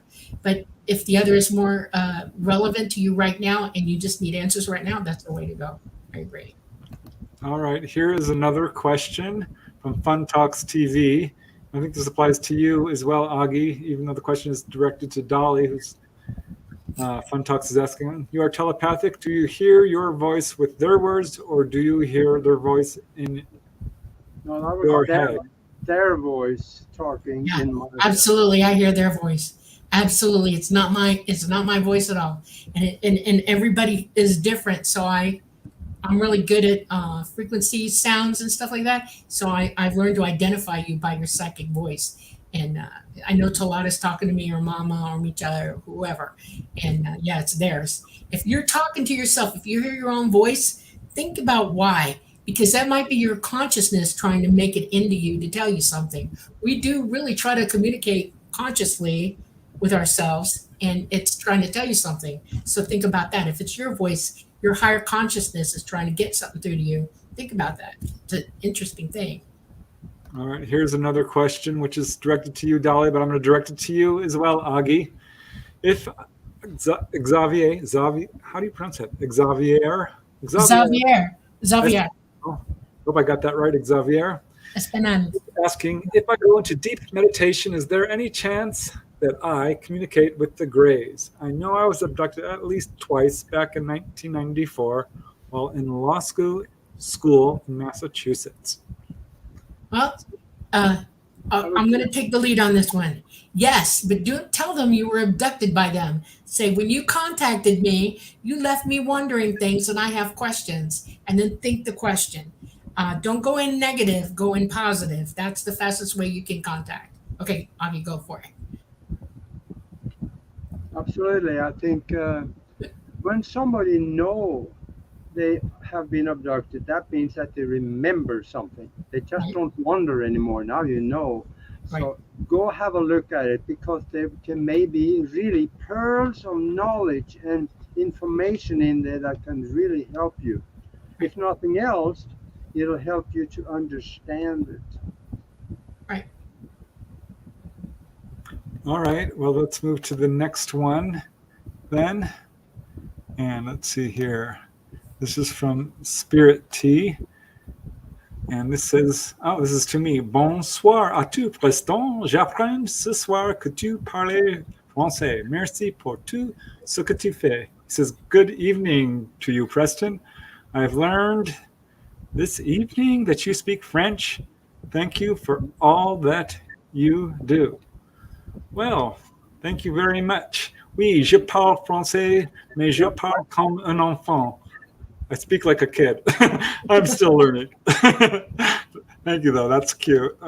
I wish I could speak better. I'm trying to keep up. I spent years learning French, and I still can't quite do it. Okay. Sorry, that was fun. Had to have a little fun there. Okay, here is a question from Sophie, who asks, why do you think so many Rh negatives, that's a blood type, are contactees? I'm a contactee and AB negative myself. It bothers me where Rh negatives originate from and why so many of us are contactees. So do you have any thoughts on that, Aage? Well, maybe Dolly can answer this. Is the last Absolutely thing can you answer. The Rh negative blood comes from Basque ancestry, and the Basque are transplants. They're hybrid transplants from long ago that came in at the beginning of this iteration 12,000 years ago. They spread all over Europe. Swedes mostly have A blood. They have a lot of Basque blood in them. A lot of Swedes are positive as well as negative. If you're related to an Rh negative person and your blood is positive, it doesn't mean you're not part of that group. You are. That's where people get confused. Every single person on this planet pretty much has an ancestor who has Rh negative blood. Our entire planet is covered in it. You are related to ET. We are their children. They are our progenitors. And it doesn't matter whether you have it or not. ET is interested in everybody and they care about us. So that's the answer. All right. Well, here is another interesting question, which I have my own thoughts about. It's from CT Guitar Guy 85.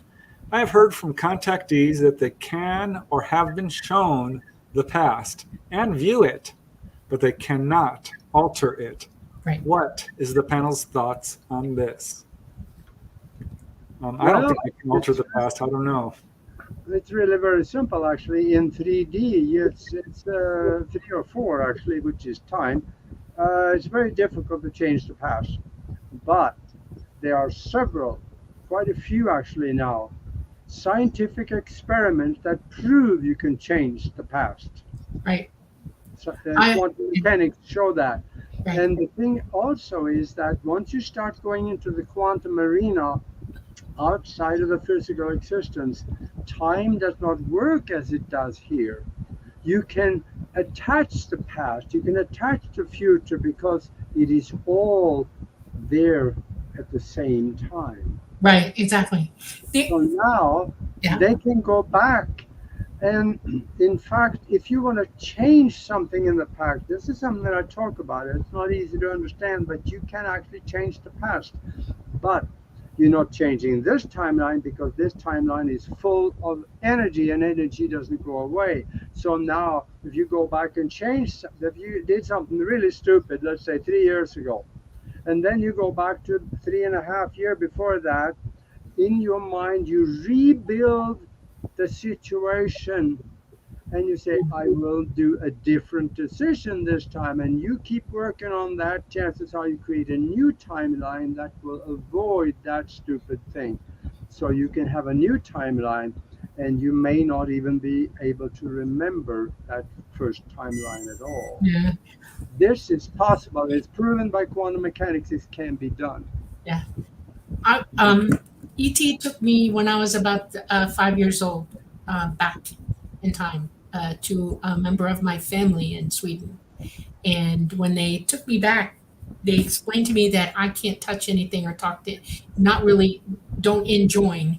And I was so afraid to cause any trouble. I sat on my knees on a bench at a table, a picnic table, and it was a party. And they just wanted me to be sweet. The relative was going to paint us, draw drawings of us and do paintings. He was an artist.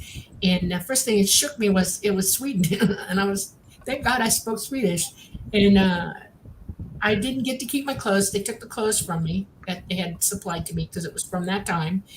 They did give me a kerchief for my head that they made for me that I kept. I have it to this day. I was there for about 2 hours and I was shaking. I was so afraid to hurt time. As I got older, I kept asking the questions over and over. Explain this to me. How is this possible? Because I was taught that time disappears after we live through it, that it doesn't exist anymore. And how can I go back? And what I was taught is they take us out of time. We go into a different dimension, the fourth. It's very close to us in the third, and we're able to go bypass time through the fourth dimension, go back, but we're still interdimensional when we go back in. We're solid, you can see us, but if I was to try to touch something, lift it or whatever, I might not be able to hold it. My hand wouldn't, and I would scare everybody like I was a ghost. I looked solid, but I wasn't.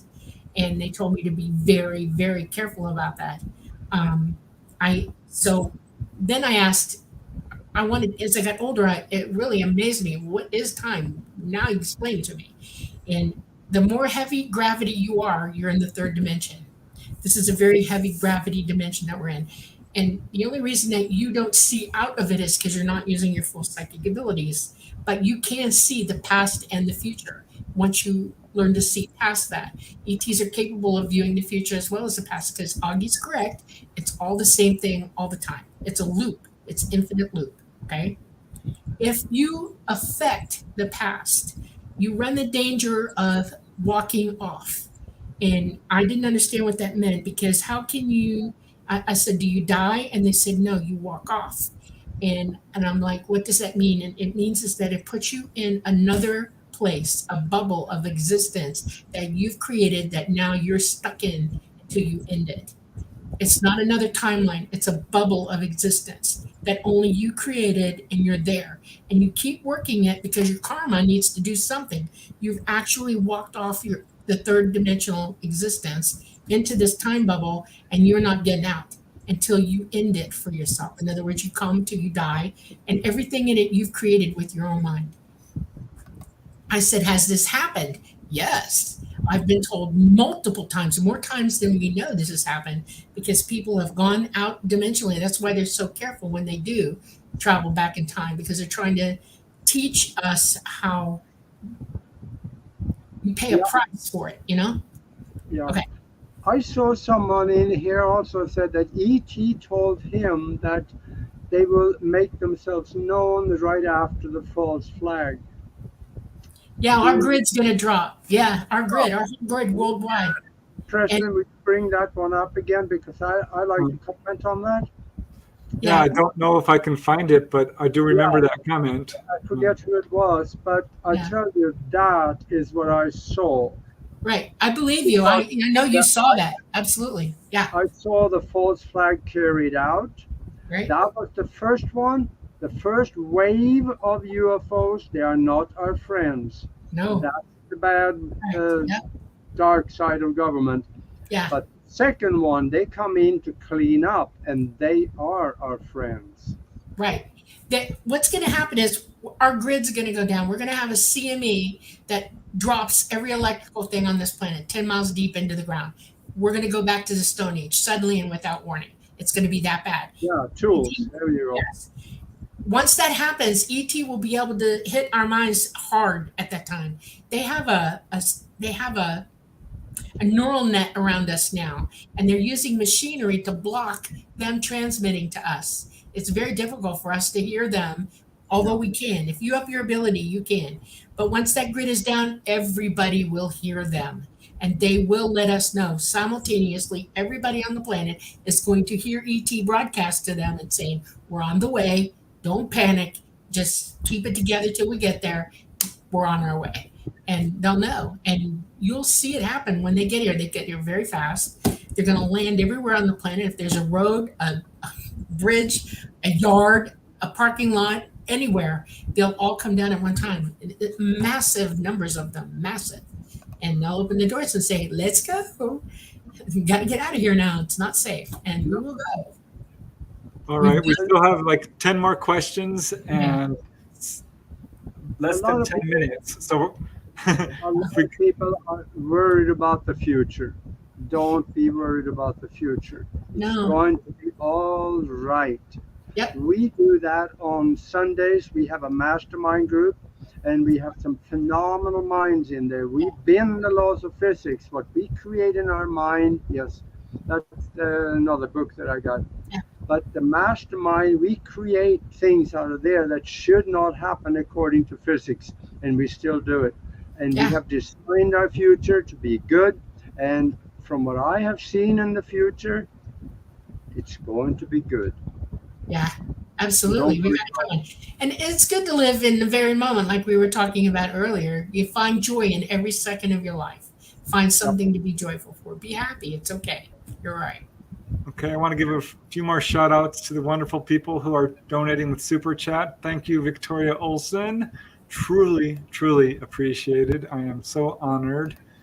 And I want to thank you, Tools, as well. 1 million views. I found that out when people started telling me. I didn't even know. I'm like, wow, that is amazing. I cannot even imagine. Yeah. So thank you very much, Tools. Truly appreciated. And I want to give another shout out to Susanna M. for a $15 donation. And she does have a question as well. Can ET show themselves etherically, poking through the veil? Multiple faces were seen behind me on a Zoom call when it was dark behind me in actual time. I'm going to say yes, that does happen, right? Yes. Yep. Yeah, I got a picture of Talata. He was showing me himself in another life, and I showed it to Preston. I sent it to him. You can see him. It's ethereal, but it's him. You know, it's pretty cool. Okay, I have nine more questions, so I wanted to get this done in 5 minutes because then we're going to have to start wrapping it up. So let's just rapid fire through these. Why are most people non-contactees even though they try, asks Simon. I think we all are contactees. Yeah. That would be my short answer. Yes, absolutely. Yeah, one of the things that we've had to deal with for the last 100 years or better is that we have higher and higher amounts of gamma radiation coming through our magnetosphere because it's going down. Just keep meditating and you might get your answer. Yeah, but you don't want to hear it, huh? Okay. Well, we have to go through this fast, Dolly. We don't have time. Okay, Brad Peanut's asking, Dolly, where did they go? I see wobbly lights at night. Where are the ETs? Where do they go off to? They went to a part of the galaxy that is not in that electromagnetic field where they're safe. Literally, we have a giant galaxy, and that electromagnetic field is huge, massive, and it's already going through other galaxies, other planetary systems all the way through our galaxy. We're not the only ones affected by it.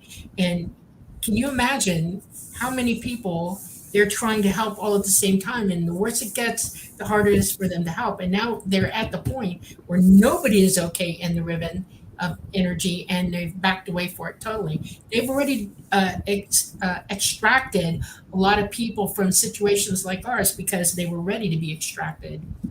I'm very frustrated about this because if we had been told the truth 100 years ago, we would have had 100 years to work this out for ourselves, to evolve, to know who ET was, to be using our abilities and already be gone with them. They couldn't take us in the condition we're in now. They can't. We have to move on to the next because we've got still 6 more questions. Okay. Are there still those that have lived here for centuries still here? Yeah, I think there are still. Most people reincarnate here, but there are new ones coming in. Yeah. Yep. All right, here is a question for Aage. What book would you suggest to learn hypnosis? There are quite a few books out there that'll teach you how to do that. I would say yes. This. Oh boy. Oh boy. Huh, I'm disappearing here. I talk about it in there. It's fairly simple. And also, if you are in business or want to be in business or have a more successful family, you should read the one about how billionaires think. I've been very lucky. I've been able to associate with some of those. So. All right. Okay, we just have a few more questions. Dolly, yes or no? Will they pick up our puppy?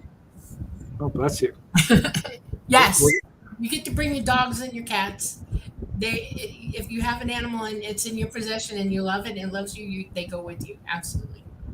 All right. Aage, what do you think about this one? What is the cause of deja vu? I think there's several things. It could very well be that you are driving down a street in the town where you used to live in 300 years ago, or maybe, well, not that long, but before you were born. Or it could be that you are tuning in to if you sit there and thinking about where you're going, you could be tuning into it and get mental images that also project itself into thought. Right. All right. Well, we're pretty much going to have to wrap it up because we have like 3 minutes. So I want to give you, Aage, a chance to promote yourself or anything you want to share. I'll pull up your books here again. But anything you want to say? Any last messages? Yeah, I would say just if you want to get a hold of me, just contact me through broadcastteamalpha.com or send me an email to aagenost@gmail.com. That will work also. And this work has changed people's lives. When you start thinking at a higher level of consciousness, everything in your life will change. You're going to end up with new friends. You're going to end up with better thinking. You're going to end up with more stuff if that's what you're interested in. Most people are. So that works too. And just go with it. Absolutely. Go within and ask yourself, is this for me? Start meditating. Meditation is the gate to higher consciousness. Absolutely. Aage, thank you so much for coming. We got to do it again. Absolutely. And we need to correspond more, I think, and maybe we could do something together, Preston and I, and you and Nora. That would be cool. Okay. All right. Well, we were the Lightgate. Thank you all for coming to share tonight with us. We hope you all had an interesting time with us. Please, thank you very, very much for these wonderful offerings that you're making. I'm honored and humbled by it. Thank you very much. Yes. And I know Preston is too. We are coming to you live from the great city of New Orleans in Louisiana at the United Public Radio Network at 105.3 and the UFO Paranormal Radio Network at 107.7. I would like to thank you all. Namaste and good night, everybody. Bye. Bye. And